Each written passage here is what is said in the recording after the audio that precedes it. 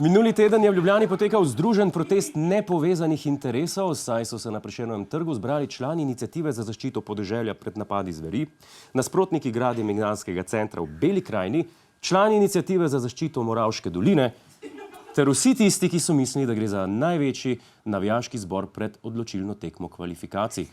Svojo zmoto so ugotovili šele, ko so slišali, da imajo navijaška gesla tokrat drugačen tekst.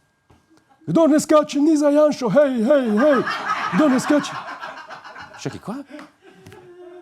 Čeprav so se v rumenih jopičih zbrali podporniki popolnoma različnih interesov in športnih disciplin, pa so se zbrali vsaj pod enotnim geslom. Je pa po grobi oceni tu vsaj 3000 ljudi. Večina oblečenih v rumene jopiče po vzoru protestnikov iz tujine z napisom Rešimo Slovenijo. Ja, slogan tokratne akcije je bil Rešimo Slovenijo. Čeprav bi glede na rumene jopiče človek pričakoval, da so del akcije Očistimo Slovenijo. Vsaj jaz. Če je večina zbranih na protest prišla oborožena z zastavami in prisrčnicami, pa so nekateri v Ljubljano prinesli tudi kakšen bolj izviren rekvizit. To je zdaj ekološki pendrek za Jankoviča. Da se ne bo pritoževal. Daj se vidi, kaj so dupleške svije. Dupleške svije. Če se sprašujete, zakaj je ta pendrek ekološki? Ker je narejen svinjine, ki ni žveplana, zato.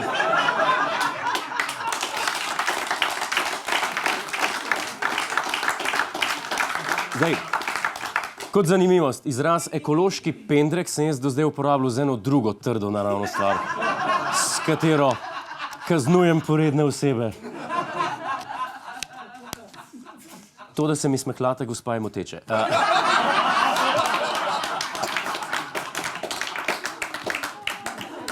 Zgledam, bom mogel najti nov vzdevek in to hiter.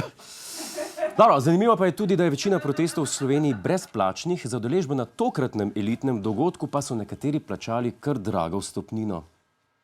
Enako naj bi k stroškom prevoza prispeval tudi vsak izmed 47 potnikov. Dogovorili smo se, da da vsak €1. Fair.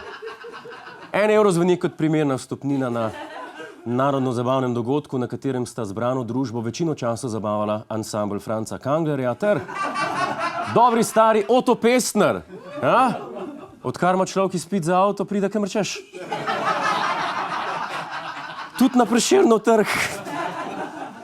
Glavni zvezdi dogodka pa sta seveda bila prvak opozicije v velterski kategoriji, eden in edini Janez Janša ter njegov nov partner v boju proti čemorkoli Marjan Podobnik. Slednji je v zadnjem času znan po zelo grobih izjavah, tokrat pa je presenetil s precej spravljivo noto. Povežimo se skupaj pod slovensko zastavo. Slovenska zastava naj povezuje vse, desne in leve, konzervativne in liberalne, vse. Ne morem verjeti, ampak gospod Podobnik ima prav. Slovenska zastava bi morala povezovati vse Slovence. Torej je namen protesta pravzaprav bilo povezovanje ljudi in iskanje sožitja med različnimi skupinami.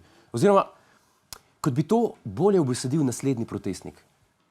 Mi smo pa dobili komunistične p***une.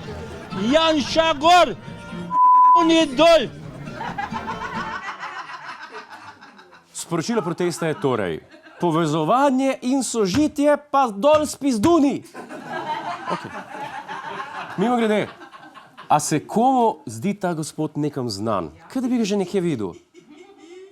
Janša je naš idol in heroj, Kučana pa na gnoj. Kaj ne rečem?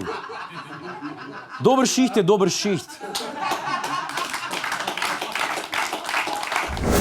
Hej, to je naš YouTube kanal, klikni na ta gumb in se naroči, da boš na tekočem. Polajkaj pa nas tudi na Facebooku in na Twitterju, pa na ulici, pa na kakšnem javnem WC-ju.